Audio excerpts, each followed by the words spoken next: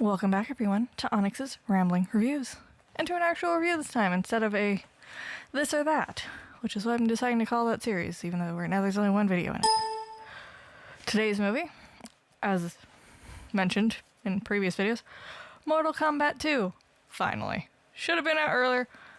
I needed a week to de-stress from vacation. When you go on vacation, sometimes you need a vacation after you get back from your vacation. It doesn't make sense, but it totally does. You know? Mortal Kombat 2. We got video games. We got the popcorn bucket. Not the fancy one that had, like, the thing that you pull off. I only get those for certain franchises and certain movies when they are available. Because those ones also are the ones that tend to go like that. But, no. Mortal Kombat 2. Gave it 3.5 stars. It was a good movie. It was better than the first one, I felt. It felt more like Mortal Kombat. In terms of, like, there was actually, like, match fights. There was stakes with the fights, and the fights felt like kind of good gameplay. Not really gameplay, but, like, yeah, because you had, like, the life counter, essentially, for each team. So, we have that. And the first one just felt like it was setting up for this movie. It didn't feel like a Mortal Kombat movie yet. It felt like it was trying to prepare us for this movie and what this movie wanted to be. Now, let's get into it starting with the cast. And I have my iPad here to help me read names because my handwriting is atrocious. We have Jessica McNamee as Sonya Blade. Love her. She's great. Part of my outfit is inspired by her.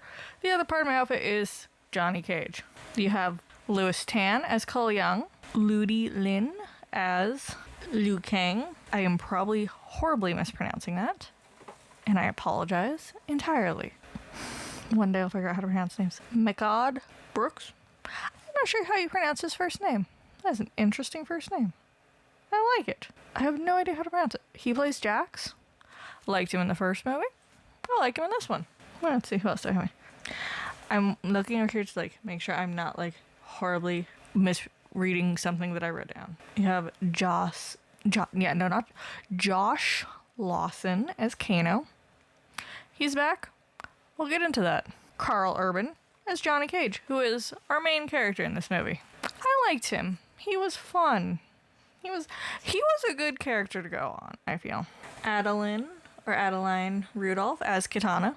I liked her too. I like powerful badass women, and this movie had a good couple of them. And then Tati Gabrielle as Jade, another badass one. We also have some other characters. You have Joe Taslim as Bihan.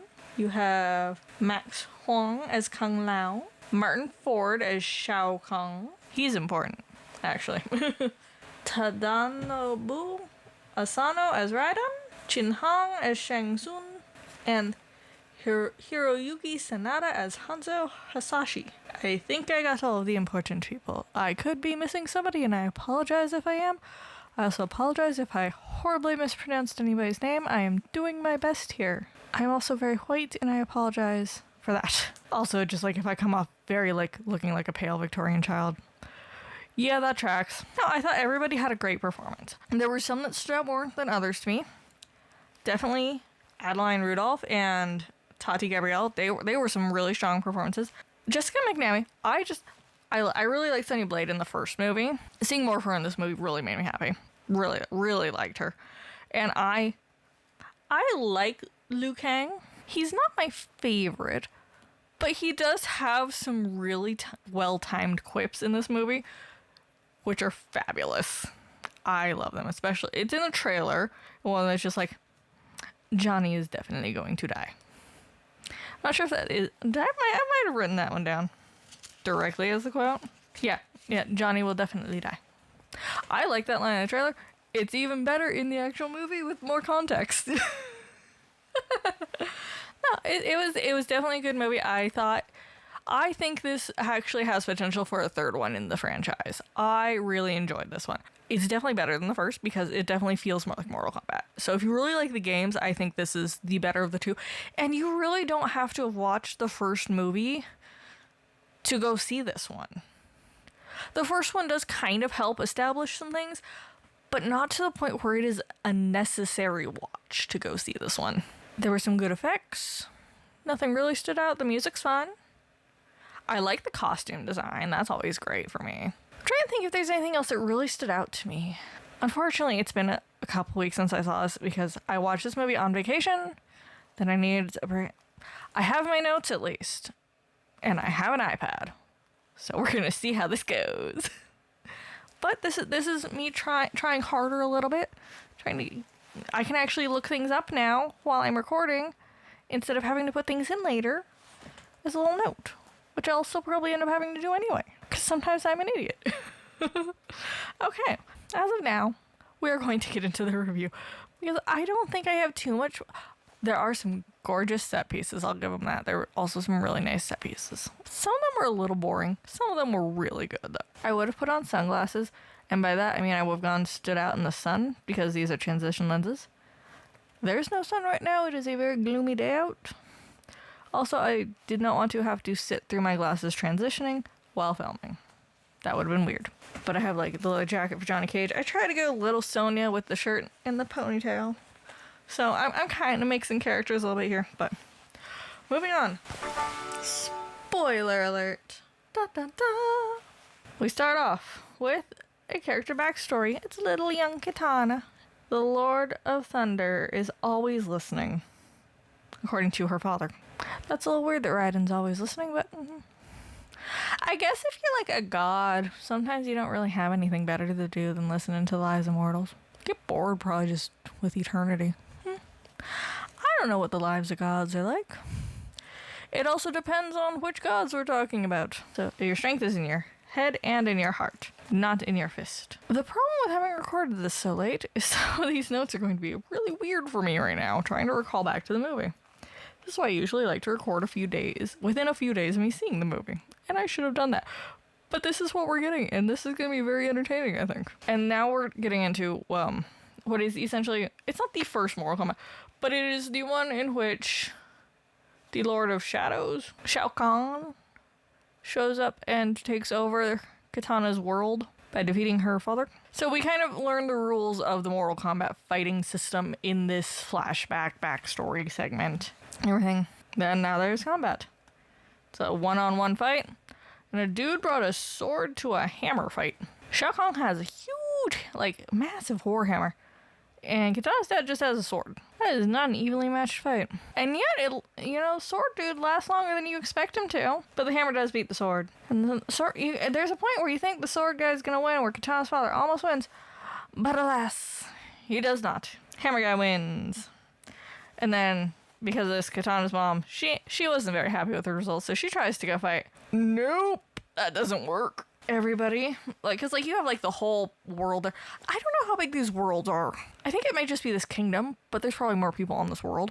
But everybody in the kingdom just kneels for Shao Kahn now, saying, yep, he is the ruler now. They just accept it and go about their lives. The little girl, little Kitana, she does not bow. She takes the blue belt from her father's corpse, ties it around her head, and Shao Kahn claims Kitana as his daughter. He also takes his mom as his wife, which that does end up making more sense why he claims her as his. It's a thing. I don't think the backstories are that important for the characters of Mortal Kombat. We just like to see them fight. But it's also fun to have a little bit of backstory to understand people's motives, especially Kitana's, because her character is, besides Johnny, she's the other main character in this movie. So, there's that. And now, I still can't read my handwriting, but it's now present day. And we see Kitana fighting. Well, I don't know, I think you're just supposed to assume that it is still Kitana that we're seeing, and it's just an older version of her, and she is fighting. She is fighting this other woman in the forest. And she loses her weapon. I don't remember what it was. It might have been daggers. Might have been something else. She does not have her fans yet. But she ends up using her hair ribbon, which is the belt from her father's corpse, as a weapon, because anything can be used as a weapon in the right hands. I said Jade is something. I don't know what I should. But she's the one who gives Kitana the fans that we see her use in later parts of this movie. Those are cool fans. I would love to have them. I should not be allowed to have them. But they are very cool fans. Mortal Kombat is officially going to happen. And then we're in, now we have another scene. And it is a movie within a movie. It is New Line Cinema who did this movie. And they put their name on the movie that is in the movie. It's a Johnny Cage. It's Uncaged Fury. That's the movie that they're showing in the movie flashback. This is where we meet Johnny Cage. He is a movie star, an action star, kung fu star, something like that. It is a very cheesy movie fight scene that we see to introduce his character. Very like 80s B movie action movie in all the right ways. I love it. I love it. I love how cheesy it is. And then we zoom out, and it is a TV playing at a Comic-Con. And nobody is at his table. They are all at somebody else's table. I did not catch who it was. Probably somebody who was not a movie star from the 80s. Probably somebody who was, I guess, at this point in time, culturally more relevant than him, unfortunately. I would totally be at the 80s stars table because I love 80s movies, and I just love the 80s, even though I'm from the 90s. I was born in the wrong time, unfortunately. And now here we are, talking about movies on the internet. Life's weird that way. And no one comes to see him, and it's just sad. And here's the thing. Okay, so at the end of the first movie of this like rebooted franchise, because there was the original series, I've never seen those, but at the end of the 2021 movie, it's implied that Cole and Sonya are going to LA to find Johnny. We do see Sonya show up, but it's not with Cole. She shows up with Raiden to get Johnny, and as he's taking his setup table and all the things to his car to load up so he can go home, Raiden and Sonya show up in his fancy lightning teleport bubble thing. It's not really a bubble. Portal, that's the word I'm looking for. Portal. And he definitely thinks that Sonya and Raiden are cosplayers from the con. To be fair, they did show up to find him when he was at a Comic-Con, and I think Sonya should have known a little better than to show up at a Comic-Con. I can excuse Raiden. He probably doesn't really know what a Comic-Con is. He might. I don't know what Raiden gets up to in his spare time. He could go to Comic-Con. He might enjoy that. Yeah, I can see him having fun at Comic-Con. Oh, that's a fun thought. No, but Sonya knows what a Comic-Con is. And I feel like they did this just to mess with him a little more than they needed to. Yeah, no, they tell him that he has been chosen to fight in Mortal Kombat. He does not believe them. He is leaving Comic. Why would he believe them in this setting? They have no proof, and it is at a Comic-Con. Yeah. He does end up going with them. He leaves the trunk to his car open, which is really, I don't know why I made that note, but it bothered me, and it never gets resolved. I don't like it. It's just like, that dude probably got robbed. You're in LA. Either that car is gone, or at least all the stuff in the car is gone, if not the car entirely. They go to Raiden's temple. It is not the same temple where we were in the first movie. It is a different temple where they are training to fight in Mortal Kombat. Johnny is egotistical. Just thinks he is a good actor with a pretty face. He doesn't want to fight them. To be fair, this was thrown him at the very last minute, and apparently the fight's supposed to start within like a day or two. Yeah, I think if a dude showed up in a lightning portal for me and I was told I had to fight in Mortal Kombat in like a day or two for the sake of my world, I'd be like, excuse me, what drugs are you on? I don't think I'd believe them either. But I would be interested. I'd be intrigued. But I'd also be very concerned about their sanity. But also if I saw the lightning portal, I'd be like, you do have some more plausible deniability than I thought you did originally, because magic portal. That should be enough for Johnny to be like, yeah, shit could be real. Because magic portal is real. There's also a lot of references. I don't remember what else. There were a lot of references in this movie to just like current day things, which I found interesting and I liked. I did enjoy that. There's something about killing, and isn't that against the rules? And I think they more so mean that outside of the actual fights. I'm not entirely sure. I wish I could remember more. Unfortunately, I don't. Johnny just wants to F off. He does not want to fight. If the end of the world is going to happen, he'd rather spend it drinking his life away for the rest of, however long he has. You know what? I can't fault the guy for that. You learn the world's gonna end in a few days, you're like, well, I won't have to pay my tab at the end of all this.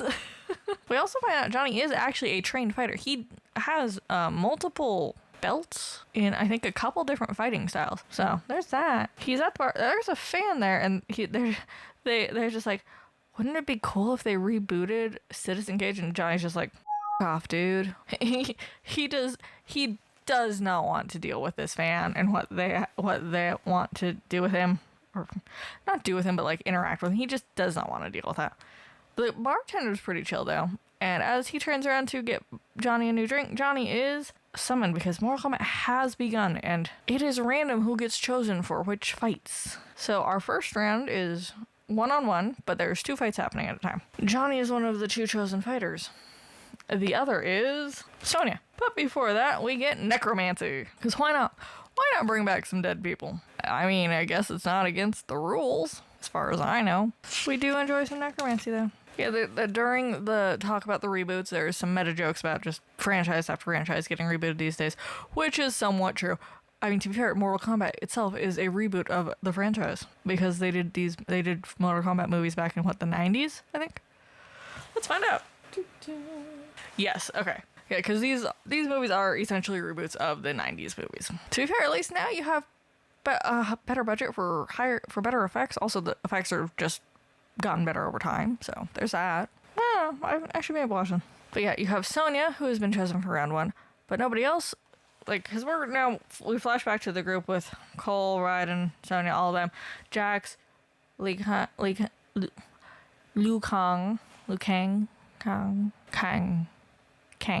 or he's gonna call him Kang.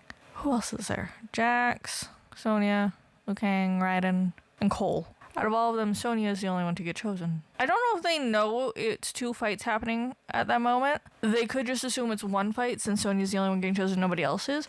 So Sonya gets teleported away to her fight, as well as Johnny from Earthrealm. Yep, he just gets noped out of that bar. I guess he gets out of paying that tab. I think. That never gets addressed. So who knows with that. And so he's gonna fight. Amulet. Right, there's an amulet that's why they resurrected Kano. Yeah, Kano gets resurrected because he is dead at the end of the first movie. Sonya killed him. Love that for her. She's awesome. The necromancy brings him back because he apparently stole an amulet from Raiden's temple. And that is an amulet that Shao Kahn wants to steal Raiden's power and kind of become immortal. Which I guess Raiden might be, unless his power is taken because of this thing. I'm not entirely sure on that. But for Shao Kahn's side of the battle, you have Kitana, who is chosen to fight, and her mother. Her mother fights Sonya, and Kitana is to fight Johnny. We're going to talk about Sonya and Kitana's mother first. That fight first. I don't know how they decide where these fights take place, because Johnny and Kitana fight at the same place that Shao Kahn and her father fought. Meanwhile, Sonya and Kitana's mother are teleported to a room with a bunch of holes in it that spikes will randomly shoot out of. I do not know why these places exist and how the Mortal Kombat knows to put the fight there. I don't know. But Sonya and this mom fight. The mom is... the closest thing I can relate is a banshee. She has, like, a shriek voice. Very, very, very sonic screams, essentially. Sonya does end up winning. She impales Kitana's mother on one of the spikes that comes out of the floor. Nobody gets stabbed until that point by one of the spikes on the floor. I don't even think anybody gets... Maybe somebody gets scratched by one, but that's it. Which is really impressive. Because there doesn't seem to be any pattern to how these spikes appear on the floor. Or out of the walls. Do they come out of the walls? They do come out of the floor. They might come out of the walls. No, Sonya wins. Kitana's mom's dead. For now. Necromancy. She'll be back. They got a necromancer on their side. She's not dead for long. Now let's go to Johnny and Kitana. Johnny does not feel comfortable hitting a girl. I respect where he's coming from. Dude, you're in a life or death fight. Sometimes there's certain things that you just gotta be like, alright, I will hit a girl to save my life. I would be totally fine with that if that happened to me in that situation. He's just like, yeah, sure, yeah. No, look, if you're fighting for your world, try. He does eventually end up fighting. Kitana does end up winning, though. But she doesn't kill Johnny. But he does put up a good fight. He jumps on the roof, and it gets to the point where she could kill him at one point, and you hear the finish him line from somebody. Probably Shao Kahn.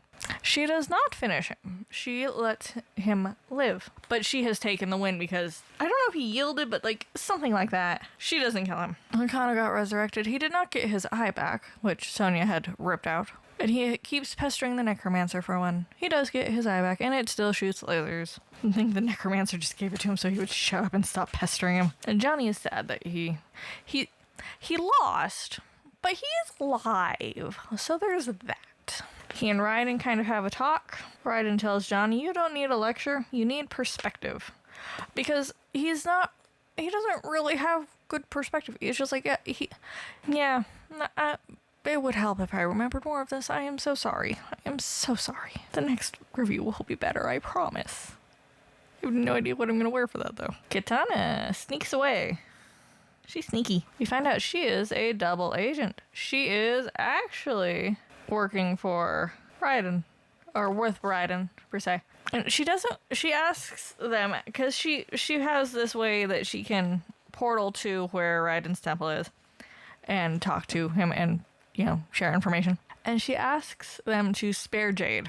She does not want her friend to die. And I respect that. She spared Johnny, so it's just like, yeah, I spared your guy, you can spare my friend. We good? Yeah, we can be good with that. Hat guy, who I really wish I remember who Hat guy was. Let's see if I can. Kung Lao was played by Max Huang. I apologize if I mispronounced that one horribly. I am doing my best. Kung Lao. He is the one that has like that cool hat that has blade around it. And he shows up. Yeah, he was resurrected by necromancy. He is now on Shao Kahn's side because necromancy. He kind of kills Raiden. Like, he doesn't fully kill Raiden, but like, yeah, the hat like right there, right on the throat. Raiden not dead. He does not die. They get the amulet, they put it on him, and they kind of suck his soul out with it. Not fully suck his soul out, but they essentially suck his soul out with it. And that power is then given to Shao Kahn. So he now has, I don't think he can control lightning like Raiden does, but he does kind of have Raiden's immortality now. And it is now time for the next fights. You have Cole fighting Shao Kahn, Jax fighting Jade, and Liu Kang versus Kung Lao. We're gonna start with Jax versus Jade. It's a good fight. During this fight, you find out there is something special about Jade's staff because he hits it and it does not break the way he expects it to. There is some weird knockback and some resonance. It's a special staff. Jax does end up winning that fight, but he spares Jade's life, as Katana requested, which I respect. I fully respect that. Good, bro. Good job, bro. Let's get it.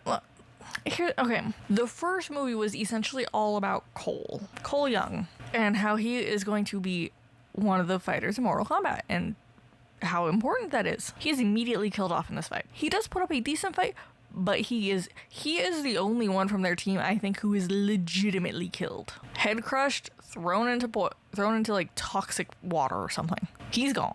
Which is honestly just like, damn. Did he not want to keep doing this movie? Did he? Why base the whole first movie around him and then kill him off like that? I guess if you had to kill somebody off, I'd rather it be him than anybody else. But also it kind of defeats the first movie a little bit for his purpose. If you know what I mean? Whatever. Our final fight is between Liu Kang and Kung Lao. And this is a really good fight. Because they are pretty evenly matched. In skill, in everything. And it's so good. It is well choreographed, the effects are great, and I like the setting for it. Liu Kang does end up re-killing Kung Lao, promising that he will save him and bring him back in a better way. Which I assume is what we will see in the third movie if we do get a third movie. I don't know. But it is a pretty even fight. Liu Kang has his fire, which that's just real cool. And then Kung Lao has his spinning blade hat. Always good to have a nice sharp accessory. Women take note. Kang wins. He kills Kung Lao with his own hat, using it essentially like a saw blade on like a table saw. Yeah, Raiden's not dead yet, but Sub-Zero does get reincarnated. Not reincarnated, revived. That's what I wrote. We can't let people stay dead. But I guess if you have necromancy, at least in the universe, it makes sense why people are coming back to life. It's not just like, hey, we didn't actually kill you. But it also makes some deaths a little less poignant. I don't know if that's the right word, but that's the word I'm going with. Yeah.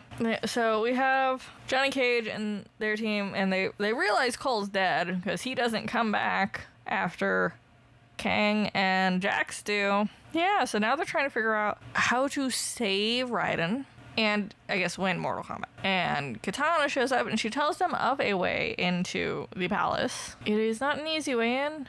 And when she returns, Jade is there and she has essentially betrayed her, selling her out to Shao Kahn. So that's fun, isn't it?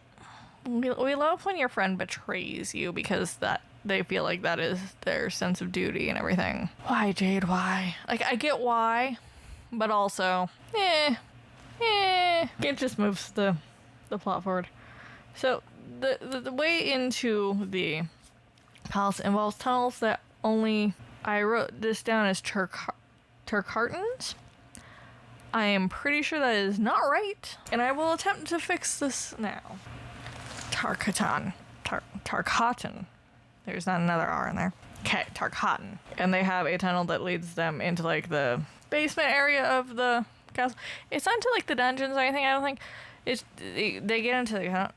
But before that, these things have so many teeth. Like, so many teeth. It is too many teeth. Too many teeth. Why do you need that many teeth? I don't think you need that many teeth. Some of those teeth feel like they probably don't do anything and they're just there to be teeth. Not the point, though. They go to ask them to show them the way in, and you try and be like, hey, your world could get screwed over if you don't help us. And they're just like, where is your army? That guy has an army. You have no army. It's kind of an obvious choice who we would back.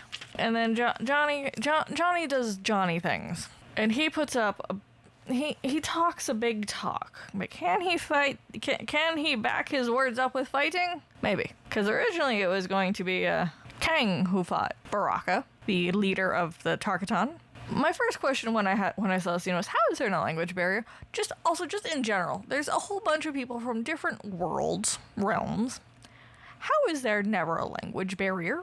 You'd think there, unless that's, see, I could see it not being, I got nothing. Actually, I have nothing. If somebody can explain why there's no language barrier, I would love that. Because I feel like there should be a language barrier. There's no way all these people speak the same form of language and can understand each other perfectly.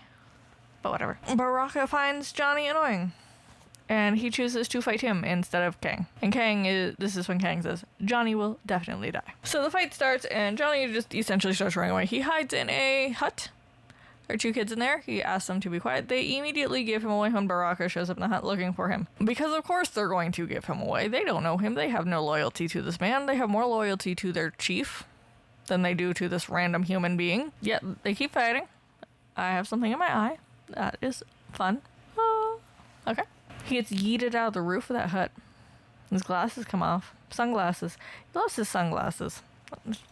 That's like his thing, his sunglasses. And then he is kind of reminded that he actually is a good fighter. I don't remember who says something. Somebody just tells him to be an actor or something. I think it's Sonya. Either way, he does end up beating this guy by punching him in the nuts, which I respect, but also I think that kind of goes against guy code to punch another guy in the nuts. I don't know. I feel like it would, but I could be wrong. He ends up leading him through the tunnel, and Kang is a good nightlight. Just a little fireball in his hand. Yep. It's useful. It's a useful thing to be able to do. Light. Also, probably useful in a pinch when you need to start a fire to cook some food. Kang probably has one of the best, what's it called? I don't remember what it's called. But special abilities. We're just gonna call that. The queen has been revived, as we see. Shao Kahn sucks. The amulet has been put into this weird cage. I do not know what it's made out of, but it is very strong material, I think. They sneak into the villain's castle. It looks like I said but I think I was writing castle. And then they split up.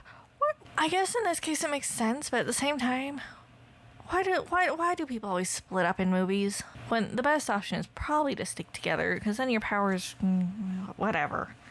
Kang is the one to happen upon the amulet first. But Shao Kahn is there. Khan. I keep saying Kong, like King Kong. He's big enough. Not quite big enough, whatever. We get fire dragons. Those are cool.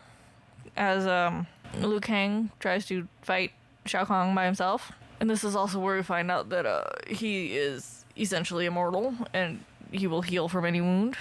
Because Cole wasn't able to tell them this. because he's dead. His healing speeds up. Jax shows up. He does break the cage. And Sub-Zero's there. He didn't need to come back, but Sub-Zero's there. I do think Jax dies. I think he's the only other... Does he actually? I think Jax actually dies. I'm not 100% on this. If he's not dead, he is very unconscious. Sonya gets knocked out. Johnny is there doing... He's not doing much. He hasn't found his special power yet. And he doesn't really have the confidence to be a good fighter yet. And though he's working on it, he's doing better. The guards have... Kano shows up with some guards and he lines them up and kills all 3 of them and turns on Shao Kahn in that side. I'm not sure Kano's motivations. It is Kano, it's not Kano. I'm not sure of Kano's motivations. He's not... I wouldn't quite say he is a bad guy, but he's not, because... He is an interesting character. He would be an interesting character study. But also, like, he doesn't have that much depth, so also he wouldn't be. He kills him. Okay, well, let's see if I can figure out what I wrote here. Jade and Katana give... Oh, this is where I know it. Jade and Katana give Nebula and Gamora vibes from Guardians of the Galaxy. I wasn't even thinking about it, like, in the way they look. It's just like, Jade is very much Nebula. She wants to be acknowledged by Shao Kahn. She has been training her whole life to do well for him. And Katana was the one who he chose to be his daughter and is kind of like the ideal child. It is almost a 1-to-1 comparison in my opinion. Minus like the android portion. It's more fantasy than sci-fi in this situation, but still it is there and I like it. It is interesting, but I don't know if it was necessary. Kano is an asshole, but he does like Earth. Yeah, he doesn't want Earth to get taken over by the outer world. He likes a lot of things about Earth, and I don't remember everything that he said he likes. So they go right into see what they can do. Kano and Johnny Cage. That's an interesting pairing, because I feel like they have similar vibes, but Johnny has more of like a moral compass than Kano does. He's more willing to try to do the right thing, whereas Kano's just like, I'm just gonna do whatever benefits me, and I respect that. I do. Yeah, no, they go to ride, and he has enough energy to send them to essentially what is hell, where Sub-Zero has taken the amulet. But they're going to need a guide to find him in there, so he sends them to where the guide is. That guide is Scorpion. Is that Bihan? Or is Bihan Sub-Zero? Bihan is Sub-Zero. Yeah. Yes, Hanzo Hasashi is Scorpion, and Bihan is Sub-Zero. I was right. Sub-Zero, I don't think he has his ice powers anymore, but now he has this weird thing where he can have like a double of himself that is essentially his shadow. Kind of like Peter Pan, I guess. That is honestly the closest thing that I think I can relate it to is Peter Pan. You now have Scorpion, Kano, and Johnny Cage down in the underworld, and they're all fighting Sub-Zero, who I am pretty sure does not have ice powers anymore, but now has shadow powers.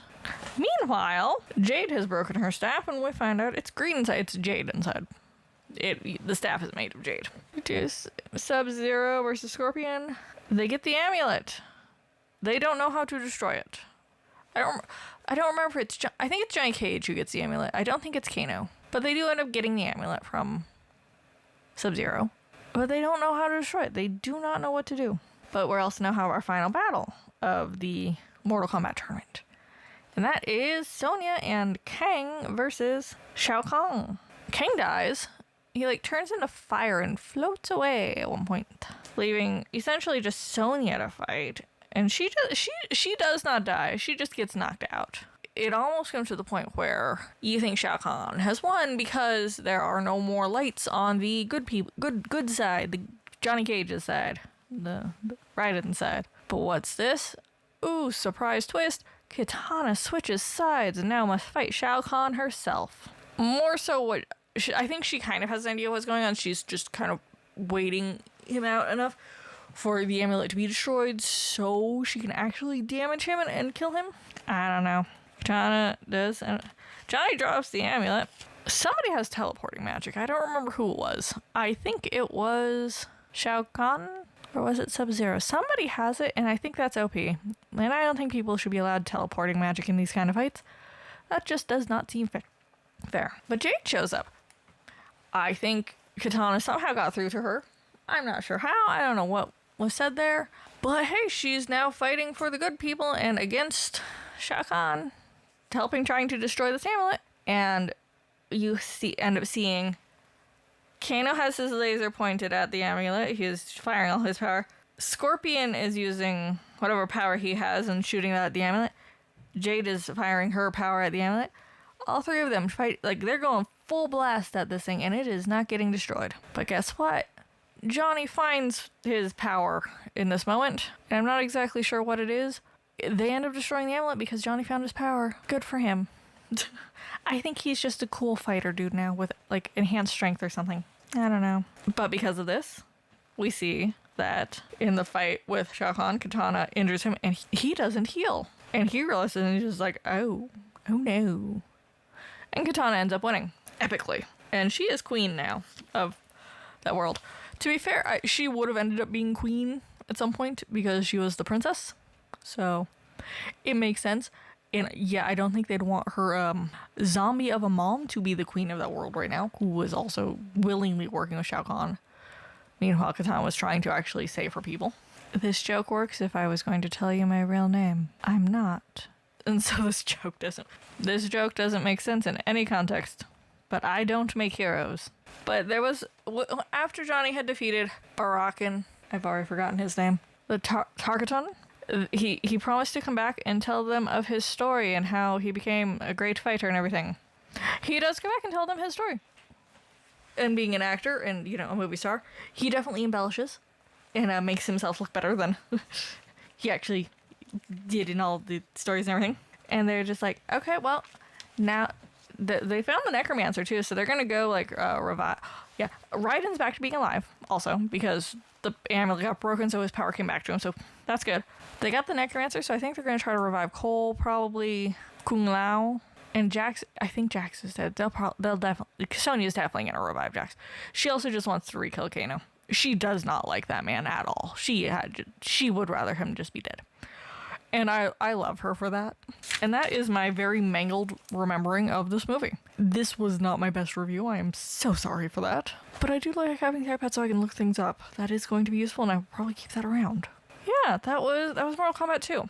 I definitely enjoyed it. It was a fun movie to watch. It was definitely a fun movie to watch. I saw it in IMAX, so it did the IMAX thing where at the number 4 it makes the screen get bigger, and I'm always so disappointed when the IMAX countdown happens and at 4 it doesn't make the screen bigger with the way, and I'm always so sad. I'm just so happy when it does that. It did. I was so happy. This is not important to anything, but I just want you to know that makes me happy. So there's that. I don't really have much else to say about this movie. There was just a lot of badass women, and I really like that. I love badass women. Hell yeah. Hell yeah. And I'm curious to see if we will get a third movie. I think there's potential. Also, we are getting a Street Fighter movie later this year, and I think they're doing that because the Mortal Kombat movie is happening. And I think the Street Fighter is going to be more campy and definitely more of a comedy take. It's definitely not going to try to take itself as seriously as Mortal Kombat has, and I'm really excited for it because I'm really enjoying these, and I do love Chun-Li and her thighs. She has fabulous eyes. No, that was Mortal Kombat 2. Let me know what you thought about it in the comments below. Did you see it? Did you not see it? I don't know, guys. It was a fun time. It was a fun action movie. I don't got much else for you. The next review. Next week, you'll be seeing Mandalorian and Grogu. Spoiler alert for that, I have not seen all of the show. So this will be an interesting take for that one. But I'm excited for it. I'm excited. And also let me know if you'd like to see just a quick video about some of the other movies that I watched this month that I didn't talk about in videos. Because I did see a few other movies that I just haven't talked about. And I would love to give some shout outs to some of these movies. What do you guys think? Let me know in the comments below. Like, comment, and subscribe. And I will see you in the next one, my fabulous friends. Bye!